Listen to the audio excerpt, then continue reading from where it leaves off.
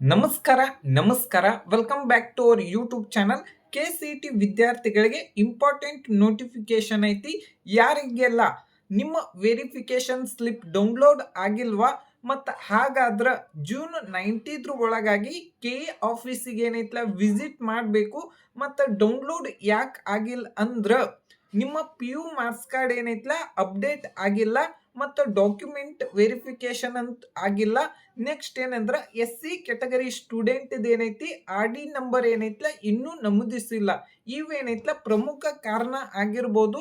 Verification slip ಇಲ್ದ ನೀವೇನೈತಲ್ಲ counselling ಒಳಗೆ participate ಮಾಡಕ್ ಆಗಂಗಿಲ್ಲ. ಅದ್ರೊಳಗೆ ಏನೈತಲ್ಲ ಸೀಕ್ರೆಟ್ ಕೋಡ್ ಅದು ಇರ್ತೈತಿ. ಅದಕ್ಕೇನೈತಿ ಈಗ ತಕ್ಷಣ ಹೋಗಿ KV ವೆಬ್ಸೈಟ್ದಾಗ ನಿಮ್ಮ ಸ್ಟೇಟಸ್ ಅನ್ನ ಚೆಕ್ ಮಾಡ್ಕೊಳ್ರಿ. ಅಗತ್ಯವಿದ್ರ ಅಪಾಯಿಂಟ್ಮೆಂಟ್ ಬುಕ್ ಮಾಡ್ಕೊಂಡು ಎಲ್ಲ ನಿಮ್ಮ ಒರಿಜಿನಲ್ ಡಾಕ್ಯುಮೆಂಟ್ ಅನ್ನ ತಗೊಂಡು KV ಆಫೀಸ್ಗೆ ಏನೈತಲ್ಲ ವಿಸಿಟ್ ಮಾಡಿ. Thank you.